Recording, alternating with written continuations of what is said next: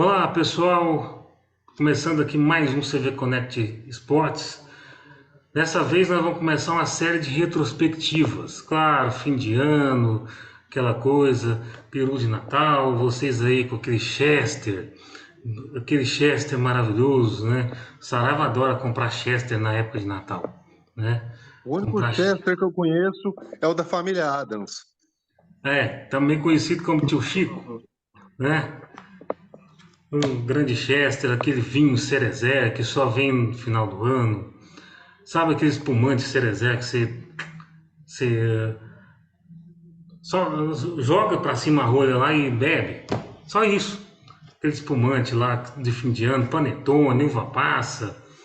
Uma pena que a gente veio para, entre aspas, estragar o seu Natal, falar de seleção brasileira, né? Falar de seleção brasileira aqui, falar do nosso Charles aqui, também o Thiago Saraiva, falar do que foi esse ano catastrófico da seleção brasileira em termos de tudo, em termos de resultado, em termos de técnico, em termos de tudo. É isso.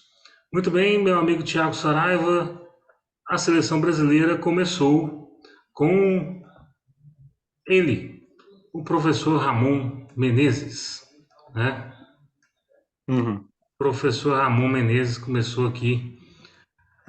É o seguinte, a seleção brasileira desde fevereiro de 2022 já sabia que não teria o Tite depois da Copa, né? Já sabia que não teria o Tite depois da Copa e foi postergando, foi postergando, foi postergando. Chegou em 2023, não conseguiu nenhum treinador no começo do ano e anunciou o interino Ramon Menezes, que fez parte aí do começo do ano da seleção brasileira, que foi uma tragédia. Giovanni, eu achei que você ia começar a frase que o ano da seleção brasileira começou como ele terminou, né? Péssimo do mesmo jeito e não tivemos mudanças. A questão, você colocou um ponto muito importante, né? A CBF sabia desde o começo lá de 2022 que o Tite não seria mais o treinador da seleção, pois ela esperou o ano acabar para ir atrás de um treinador, né? Sim, Então, assim, a gente vê mais uma vez um exemplo de falta de planejamento da CBF. Em outras oportunidades, a gente já discutiu aqui a questão de organização de calendários, já discutimos o calendário de 2024, que não vai ter brecha, né? O Campeonato Brasileiro vai rolar junto com a Copa América. Discutimos o clássico aqui das Américas, né? Brasil e Argentina, a desorganização por parte sim. da CBF, por reunir Vamos as chegar lá. torcidas, né? Reunir as torcidas, né? Não vamos nem falar muito, mas é falta de planejamento, né? Uma organização que conta com tanto dinheiro, tantas pessoas, tantos dirigentes envolvidos e não se vê falar de planejamento. Em relação a esse técnico interino que assumiu a seleção, o Ramon ele é um cara que já está acostumado com as nossas divisões de base, né? Então eu acho que para a seleção principal talvez tenha sido um desafio maior do que o Ramon estava preparado neste momento para assumir. Então, assim, Com certeza. foi uma posição interina, claro, mas que foi importante naquele momento, né? Não podemos deixar também de agradecer. Em relação a números, né? Só passar aqui antes de voltar a palavra para você e para o Charles, o Brasil Uhum. fez 9 jogos nesse ano de 2023, perdemos Uhum. 5, empatamos um e ganhamos apenas 3, né? Então, 37% de aproveitamento da seleção brasileira no ano de Exatamente. E 2023. começou a tragédia aqui, ó. No primeiro jogo do Ramon, o jogo contra Marrocos, que a seleção brasileira foi um catado, né? Um catado ali. Acho que nem o Ramon imaginava de tentar ganhar esse jogo. E Marrocos, que foi a surpresa da Copa passada, né? Quatro, Eles vinham, quarto lugar do eles vinham campeonato inspirados, né, com da a Copa do Mundo. colocação que tinham na Copa, né? Esse jogo era um jogo favorável para a equipe de Marrocos, porque foi em Marrocos, com eles totalmente empolgados pelo resultado conquistado na Copa do Mundo e o Brasil vindo, juntando os cacos, né? Exatamente. E aí a Ah, seleção é? brasileira ainda fez mais alguns jogos com nosso querido Ramon, o Carlos Charles. Ganhou de Guiné e tomou 4 de Senegal. Lembrando que esse jogo de Guiné foi a única vitória do Ramon como treinador da seleção brasileira, treinador interino, claro, né? Esse jogo de Guiné foi um jogo marcado um ou dois dias depois do que aconteceu com o Vinícius Júnior lá em Valência, que foi o famoso o racismo, né? O caso de racismo lá do Vinícius Júnior lá em Valência, né? Contra o Vinícius Júnior lá em Valência. E aí a seleção brasileira marca um jogo contra uma equipe africana na Espanha, no Cornellà del Prat. E esse jogo foi um jogo para dizer não ao racismo. Porém, na porta do estádio acontece um racismo de um segurança lá contra um amigo do Vinícius Júnior. Não, aí você vai É, fazer é. uma celebração de futebol. Eu só uma coisa. É Aham. completamente inaceitável isso aí, né, ô, Giovanni? Você vai fazer Uhum. um evento para protestar contra o racismo e você vai. Vou fazer na Espanha para lá eles verem que a gente pode jogar. Mas aí você vai prestigiar eles com um jogo? Com o jogo, é. E Faz É, sentido. um jogo que não deu quase ninguém, né? No estádio. sim. Enfim, uma seleção fraca. A seleção de Guiné foi a mais fraca que o Brasil enfrentou e ganhou de 4-1, né, Charles? Mais fraca. É. Sim, sim, era aquela coisa assim que e é tipo assim, é pra gente pensar 4-1 é pouco ainda. É assim, né? Pensar como o Brasil tomou gol de Guiné. Exatamente. Assim, é aquela coisa. E como a gente falando assim, que cara, a Espanha quanto ao racismo, a gente vai ano após ano, parece que tá virando uma bola de neve e só piorando, né?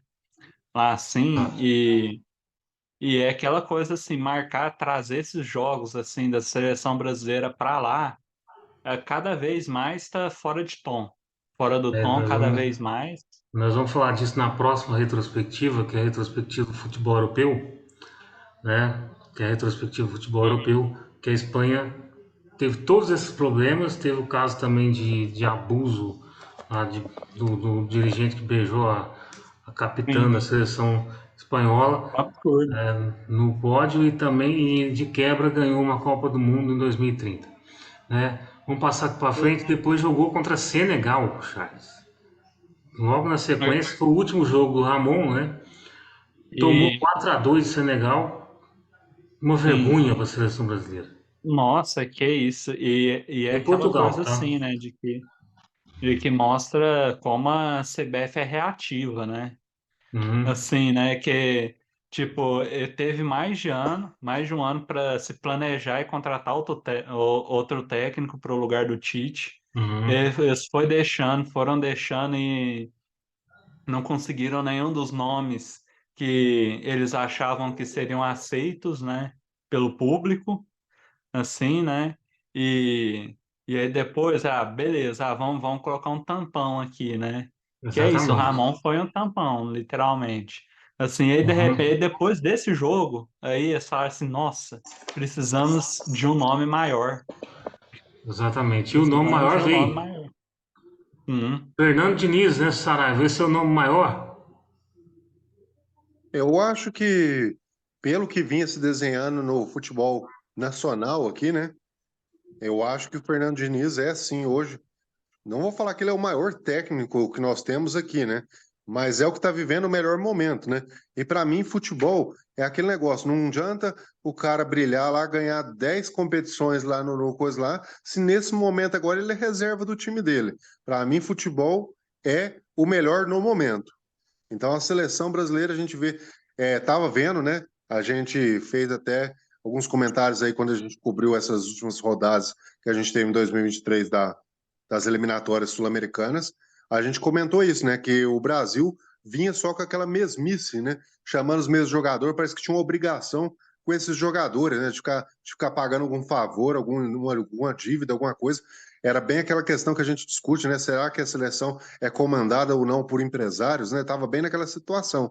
E finalmente a gente viu algumas surpresas, né? O Diniz trouxe aí nas últimas convocações muitas novidades na seleção brasileira, até por conta de algumas lesões, né? Que acabaram acontecendo na seleção brasileira.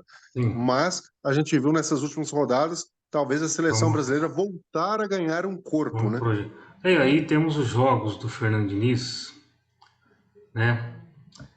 os jogos do Fernando Diniz como treinador, o Fernando Diniz que concilia o seu trabalho com o Fluminense, né?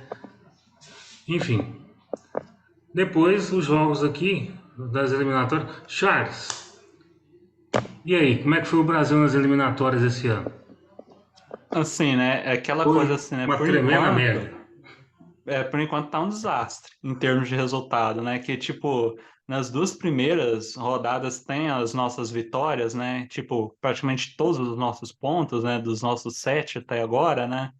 A gente conseguiu 6 nas duas primeiras rodadas e é aquilo, né? O pessoal até se empolgou. Não sei se lembra, assim, principalmente depois do primeiro jogo, assim, né? Teve muita gente da imprensa, Não, algumas pessoas da imprensa que se fica empolgaram. Diniz.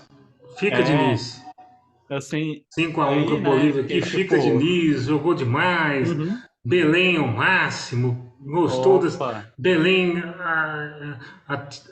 atendeu a seleção brasileira bem.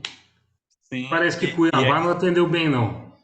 opa, e é aquela coisa, né, depois dessas rodadas a gente percebe que no final de que basicamente essas duas seleções estão no final da tabela, assim, né, dos Sim, eliminatórios mostrando que ele ganhou. pegou os Charles, Ganhou dos adversários dois mais, últimos colocados da tabela o só. Charles falou o que eu é, ia colocar na sequência.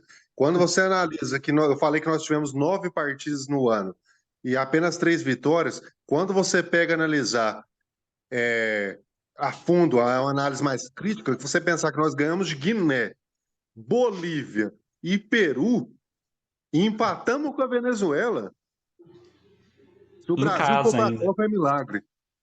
Essa hora que eu falo o seguinte, Galvão Bueno, você não deveria ter aposentado.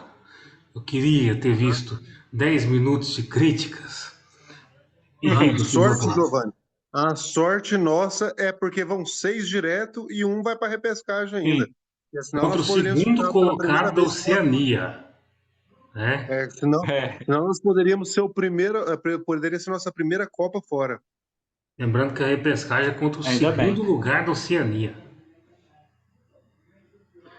Nem é o primeiro, que o primeiro vai direto agora, né? Com a Nova Zelândia. Uhum. Normalmente é ela. Mas o segundo lugar, a gente vai jogar com Nossa, Haiti, um Samoa é, americano. Não é vai, possível. vai jogar contra um time semi-profissional. Aí, gente, nós, lembrando que contra o Peru a gente ganhou os 90, né? Sim, Foi no último lance. Então, poderia nos ter só a aparelhos. Bolívia como vitória, né?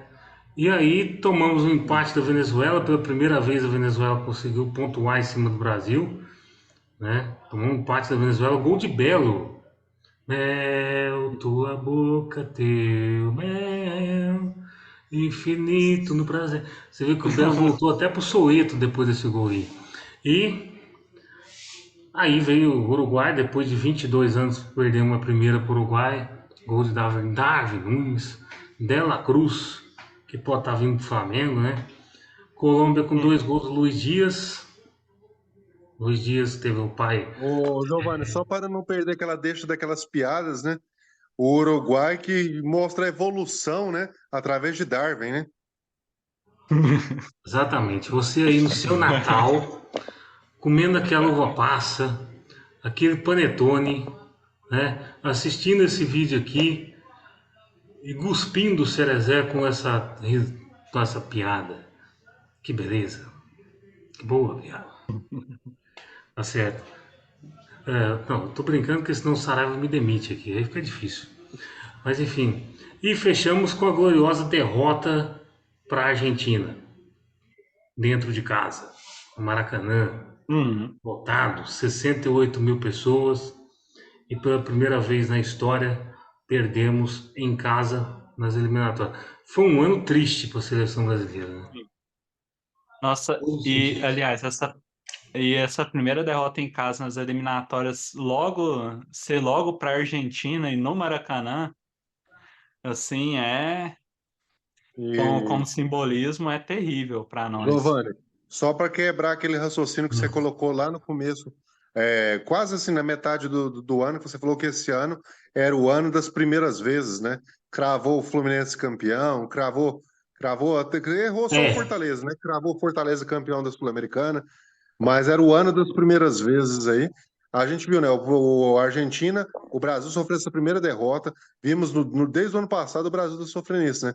A primeira derrota numa Copa do Mundo para uma equipe africana. É, talvez, quem sabe, aí caminhando para a primeira vez a não disputar uma Copa também, né? exatamente. Torçamos É para que não. difícil. Exatamente. Mas para nós finalizarmos aqui, será que ele vem? Provavelmente vem, né? Carlo Ancelotti, Sim. será que ele vem para arrumar a seleção brasileira? Eu Assim, acho né? que Uhum. uma coisa que a gente falou aí no nosso vídeo, ainda quando a gente comentou Brasil e Argentina, é que talvez tenha uma efetivação, vamos assim dizer, do Fernando Diniz como membro da comissão, né? Ao menos aí talvez como conselheiro, alguma coisa aí Hum, para auxiliar. Então o que que acontece? Agora, finalmente, começa a se ganhar um corpo, um time, né? A seleção brasileira volta a ser um time depois de tantos jogos, né? A gente começa a ver algum entrosamento, sair algumas jogadas.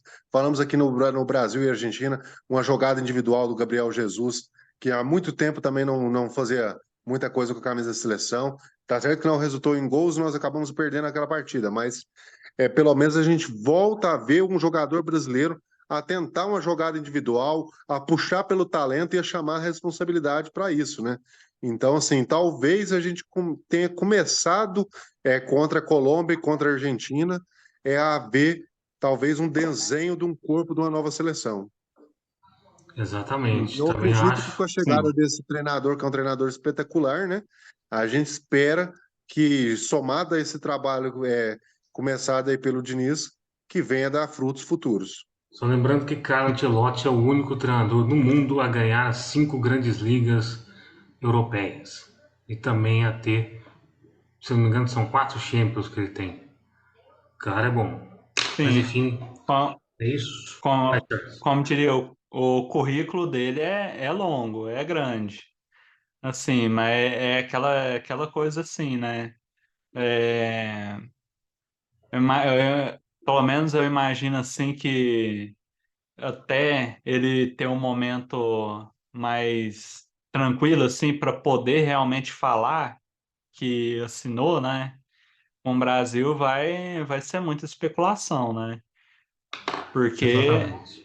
que como diria, não vai ser muito simples, né? Para estar num time que é o Real Madrid, que é o Real Madrid, né?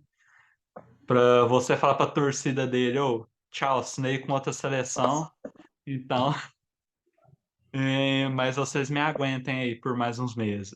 Não, acho que já deve estar conversado ali Sim, não, mas nos deve estar conversado bastidores. com eles, né? Mas a questão a É, questão não é interna. Eu falo assim, a questão é Publicamente. externa é, para pressão. diz os jornais aqui do Brasil, da Espanha, que em janeiro eles vão anunciar, né? Vamos ver.